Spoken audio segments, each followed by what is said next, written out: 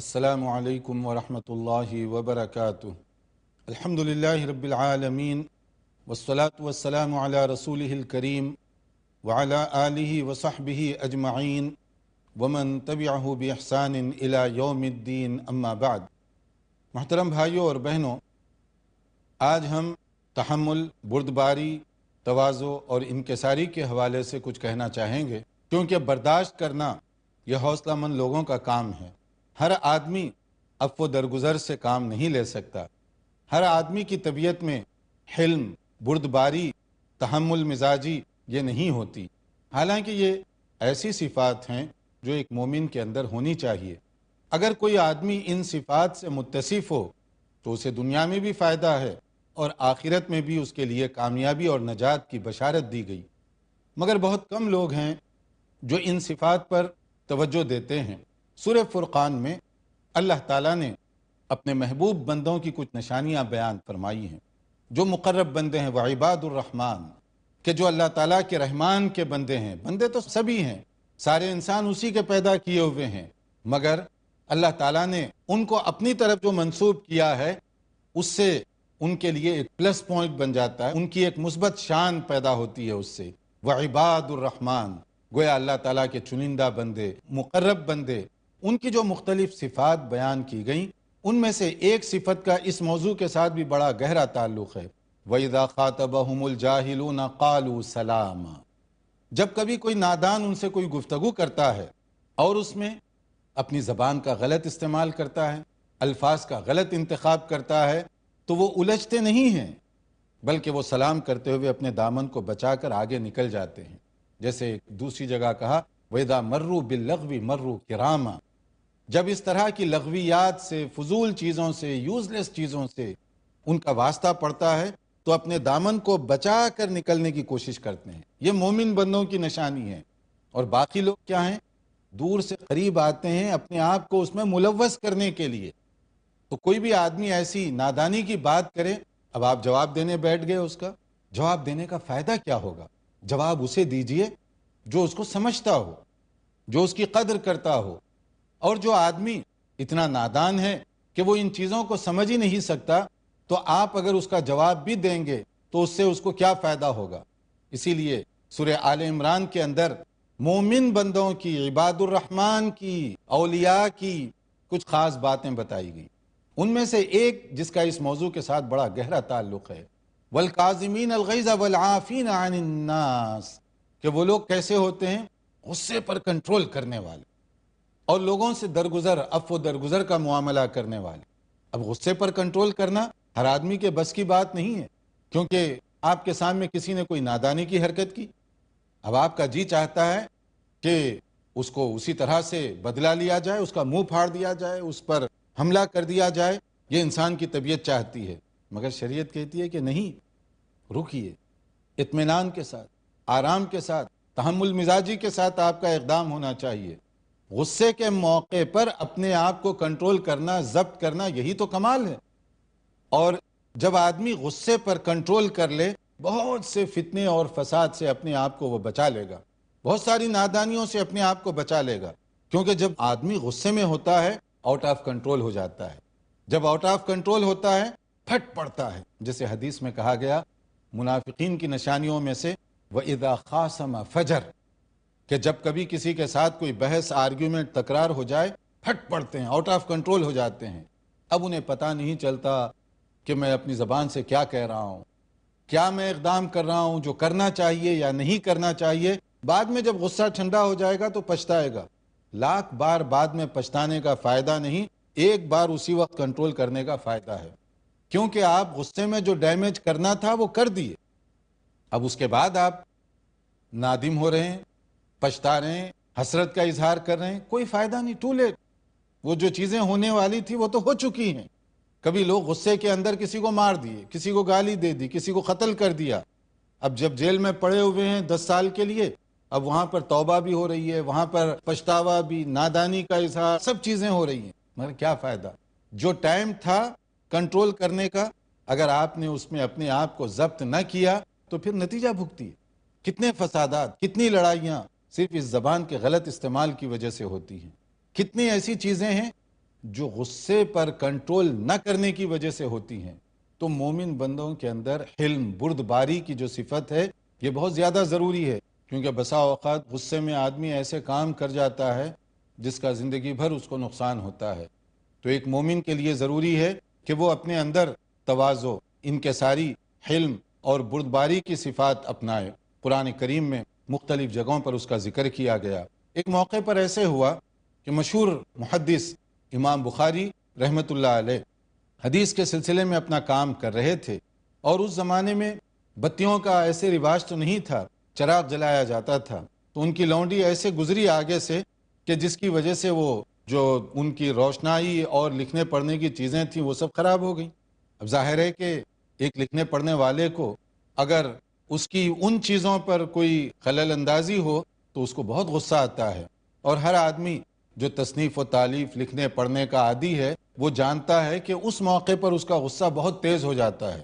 امام بخاری رحمۃ اللہ علیہ کو بھی غصہ آ گیا کہ اتنی محنت سے میں یہ کام کر رہا ہوں اور یہ اس طرح سے گزری کہ یہ سب چیزیں خراب کر دی۔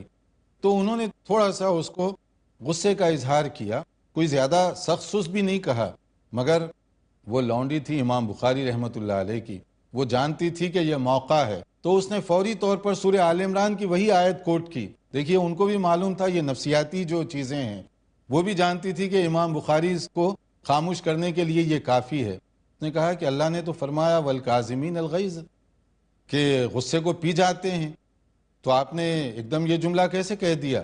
تو امام بخاری رحمۃ اللہ علیہ اب جب قرآن کی آیت وہ کوٹ کر رہی تھی تو وہ خاموش ہو گئے۔ اس نے کہا کہ ٹھیک ہے، غصہ ختم۔ تو اس نے کہا نہیں، اللہ نے آگے بھی کچھ کہا ہے۔ اب دیکھیے قصور بھی کر کے اس نے معاوضہ بھی لے لیا۔ اس نے کہا کہ والعافین عن الناس، عفو درگزر سے بھی کام لیتے ہیں، اس کے آگے بھی بڑھنا چاہیے۔ تو امام بخاری نے کہا جاؤ تم کو میں آزاد کرتا ہوں۔ تو اس طرح سے یہ ہے نیک لوگوں کا انداز اور وتیرہ کہ انتہائی غصے کے موقع پر بھی ان کی کوشش ہوتی ہے کہ اپنے آپ کو کنٹرول میں رکھا جائے، کیونکہ اگر کوئی آدمی اپنے آپ کو کنٹرول میں رکھے تو اس کی وجہ سے کبھی کوئی نقصان نہیں ہوگا۔ جیسے فرمایا گیا ما نقص صدقۃ من مال، کہ اگر کبھی آدمی صدقہ دیتا ہے تو لگتا ہے کہ اس کی دولت کم ہو گئی، مگر اس کی دولت کم نہیں ہوگی۔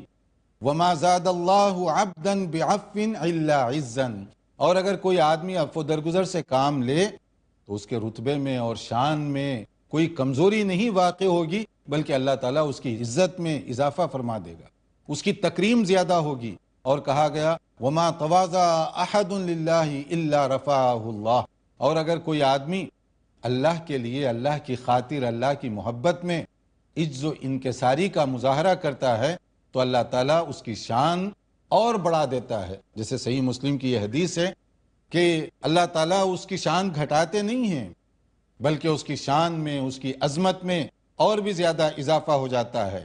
تو اس لیے ہمیں کوشش یہ کرنی چاہیے کہ اپنے غصے کو قابو میں رکھیں، تکبر کے موقعوں پر بھی عجز و انکساری کا ثبوت دیں۔ دیکھیے رسول اکرم صلی اللہ علیہ وسلم کا معاملہ کیسے تھا، عجز و انکساری کا، تواضع کا معاملہ کیسے تھا۔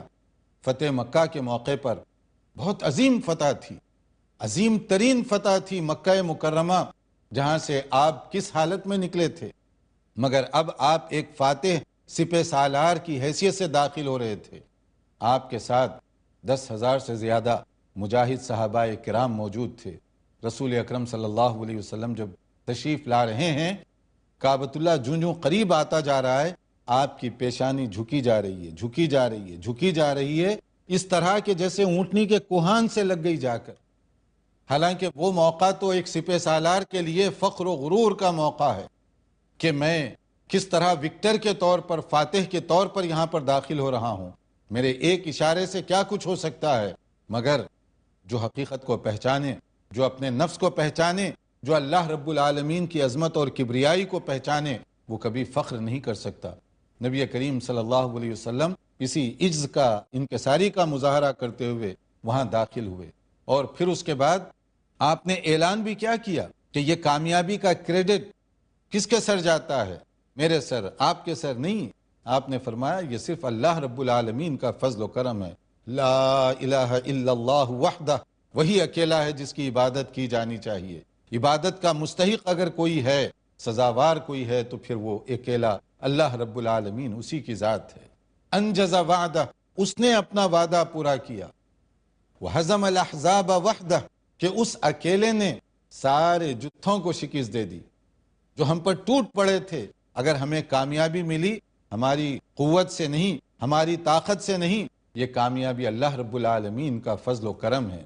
نصر عبدہ، جس نے اپنے بندے کی اکیلے مدد فرمائی، یعنی اعلان آپ فرما رہے ہیں کہ اللہ تعالیٰ کی توحید کا اعلان، اللہ کی عظمت کا اعلان، اللہ کی بڑائی اور کبریائی کا اعلان کہ اللہ تعالیٰ نے مدد کی، اس لیے مجھے یہ کامیابی ملی۔ حالانکہ یہ موقع ہے سپہ سالار کو تکبر کرنے کا، گھمنڈ کرنے کا، مگر آپ نے کیا انداز پیش کیا۔ تو یہ ہمارے لیے نمونہ ہے کہ کس طرح سے ایک مسلمان کو عجز و انکساری کا مظاہرہ کرنا چاہیے۔ دیکھتے رہیے پروگرام، ایک مختصر وقفے کے بعد حاضر ہوتے ہیں۔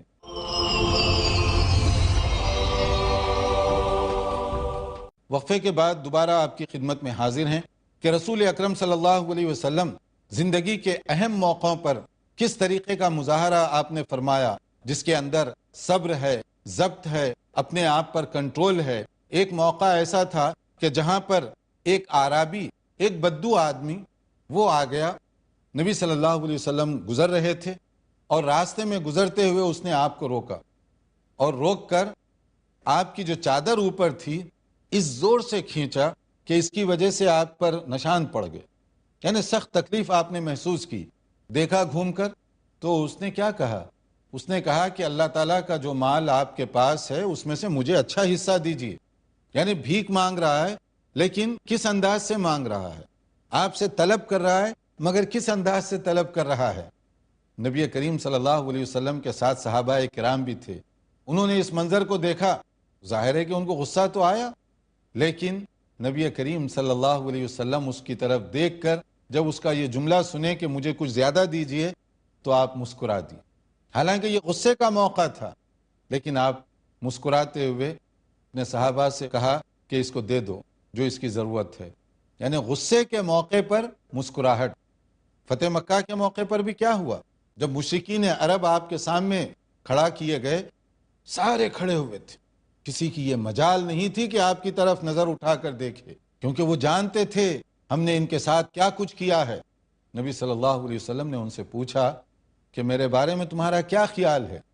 انہوں نے کہا انت اخن کریم وابن اخن کریم، آپ ایک مشفق و مہربان بھائی ہیں، آپ کے والد گرامی بھی مشفق اور مہربان تھے۔ بس اس سے آگے وہ کچھ کہہ نہیں سکے، اس لیے کہ انہیں معلوم تھا کہ ہم نے بڑے سنگین جرم کیے ہیں ان کے خلاف، اگر یہ چاہیں تو ہمارے لیے کوئی بھی سزا دے سکتے ہیں۔ آپ نے فرمایا میں آج تم سے وہی کہتا ہوں جو میرے بھائی یوسف نے اپنے بھائیوں سے کہا تھا کہ جاؤ تم سب کو ہم آزاد کرتے ہیں۔ نبی صلی اللہ علیہ وسلم کے یہ اخلاق، یہ بردباری، یہ تواضع اور انکساری تھی کہ آپ نے جب یہ اعلان کیا تو ان کے پاؤں میں آپ نے زنجیریں نہیں ڈالی، مگر ان کے دل میں آپ نے اپنی محبت اور اخلاق کی زنجیریں ڈال دی۔ وہ کہاں جا سکتے تھے آپ کو چھوڑ کر؟ تو نبی کریم صلی اللہ علیہ وسلم کی زندگی میں ایسے سخت موقع بھی آئے اور بعض ایسے بھی موقع آئے جو بظاہر غصہ دلانے والے ہیں۔ مثلا گھریلو زندگیوں میں دیکھیں، اکثر صحابہ کرام اپنے بچوں کے ساتھ تشریف لاتے تاکہ نبی صلی اللہ علیہ وسلم کی مجلس میں بیٹھیں، نبی سے فیض حاصل کریں، نبی سے محبت ہو، تو اس طرح سے وہ اپنے بچوں کو بھی لاتے۔ ایک موقع پر ایک صحابی چھوٹی بچی کو لے آئے، وہ آپ کی گود میں پیشاب کر دی۔ بظاہر تو یہ غصے کی بات ہے، جیسے ہم لوگ ہوتا ہے، اگر چھوٹے بچے پیشاب کر دیں بڑے ناراض ہوتے ہیں، خفا ہونے لگتے ہیں، چیخنے چلانے لگتے ہیں کہ میرے کپڑے خراب کر دیے، میرا بدن خراب کر دیے، وغیرہ وغیرہ۔ نبی صلی اللہ علیہ وسلم نے اس پہ کوئی ناراضگی کا اظہار نہیں کیا، بلکہ آپ نے ایک مسئلہ بھی بتا دیا، فوری تھوڑا سا پانی منگایا اور پانی اس پر چھڑک دیا، اس کو صاف کر دیا۔ اس طرح مسئلہ بھی ختم ہو گیا اور کسی کو ناراض ہونے کا موقع بھی نہیں دیا، کیونکہ جب آپ خود ناراض نہیں ہیں تو پھر صحابہ کرام اس پر کیسے ری ایکشن کر سکتے تھے؟ صحابہ کرام کیسے اس کے خلاف کوئی بات کر سکتے تھے؟ بظاہر تو یہ غصے کا موقع تھا، مگر آپ نے کس طرح تحمل اور بردباری کا مظاہرہ کیا۔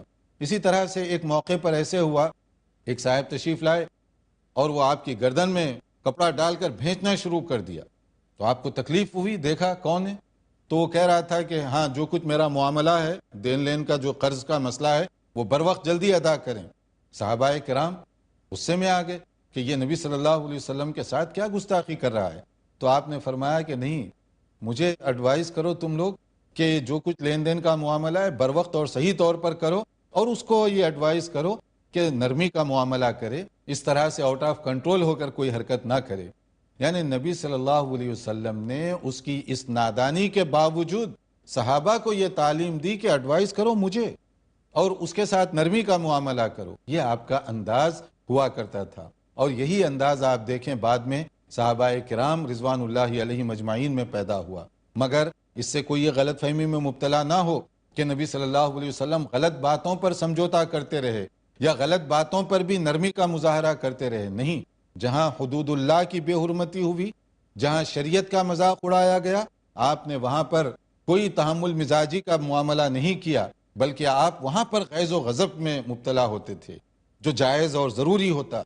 کوئی آدمی اگر توحید کے بجائے شرک کو ترجیح دے رہا ہے، کوئی آدمی کوئی غلط چیز کا نعرہ بلند کر رہا ہے، تو آپ اس کو پسند نہیں فرماتے تھے، وہاں آپ خاموشی نہیں اختیار کرتے۔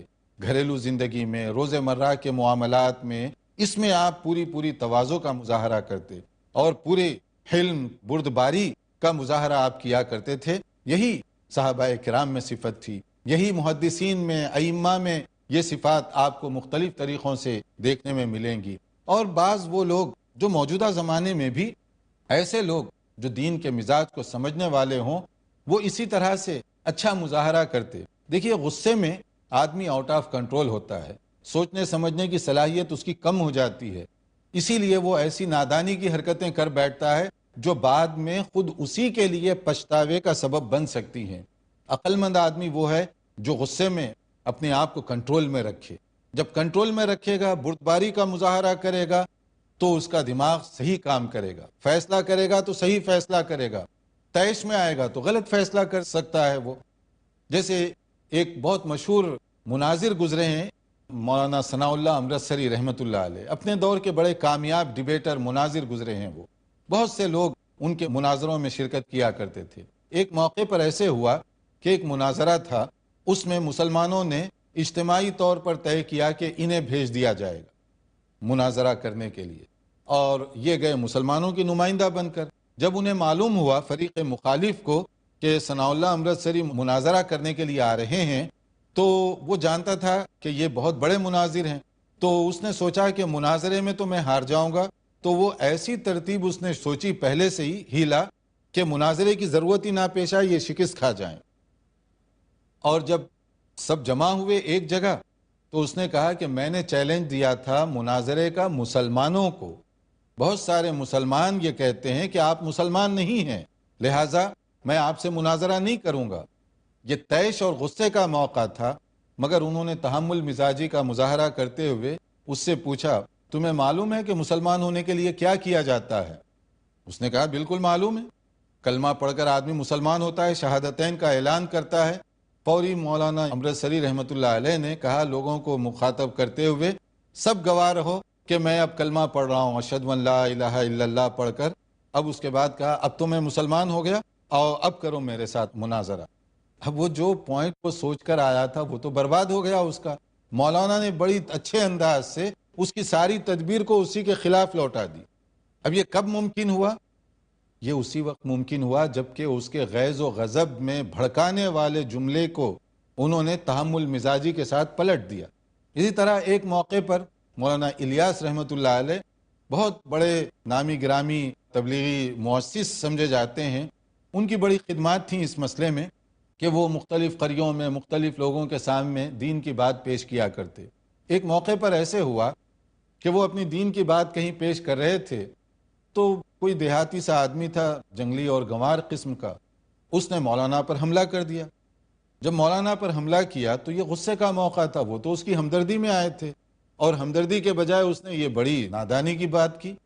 تو مولانا کو چاہیے تھا کہ حملے کا جواب حملے سے دیتے، لیکن انہوں نے ایسے نہیں کیا، بردباری سے، تحمل سے، عجز و انکساری سے اس کا مظاہرہ کیا۔ جب ان پر حملہ کیا تو مولانا نے اس کے پاؤں پکڑتے ہوئے کہا کہ بھائی تم نے اپنا کام تو کر دیا، جو مارنا تھا یا مجھ پر حملہ کر دیا، اب میری بھی گزارش سن لو۔ اب وہ آدمی بہت پریشان ہوا کہ میں تو اس کے ساتھ اتنی توہین کر رہا ہوں اور یہ الٹا مجھے اپنی بات سنانا چاہ رہا ہے۔ بہت شرمندہ ہو کر اس نے کہا اچھا سناؤ، کیا سنانا چاہتے ہو؟ پھر انہوں نے دین کی بات اس کے سامنے کی۔ تو اب دیکھیے غصے کا موقع ہے، لیکن غصے کو پی کر انہوں نے ایک بہترین اور حکیمانہ انداز اختیار کیا۔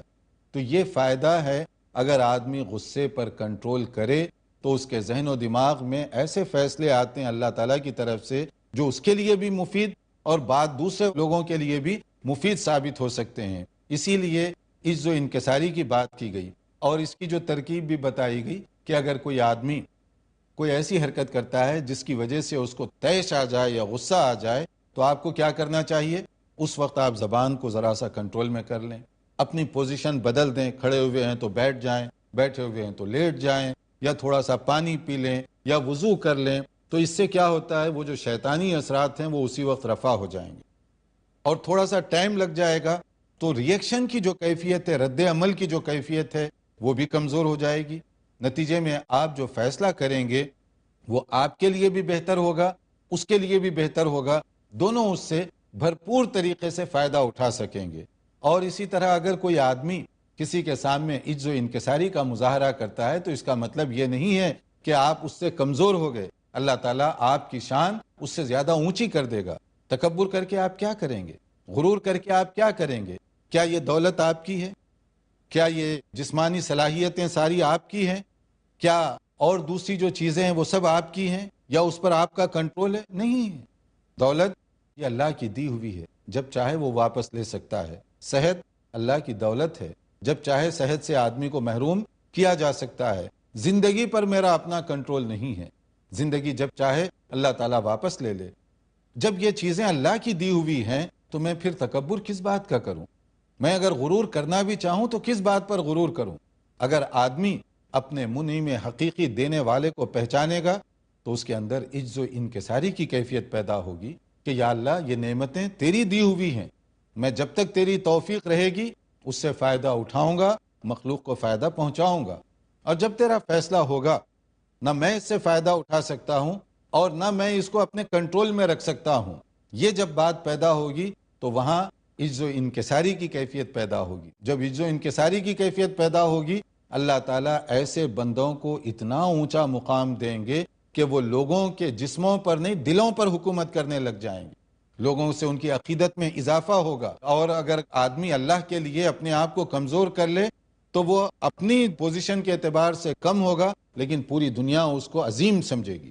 ورنہ تکبر کرنے والا صرف اپنے آپ میں بڑا سمجھا جائے گا، مگر دنیا کے سامنے وہ ذلیل اور کمزور بن جائے گا۔ اللہ تعالیٰ سمجھنے اور عمل کرنے کی توفیق عطا فرمائے۔ والسلام علیکم ورحمۃ اللہ وبرکاتہ۔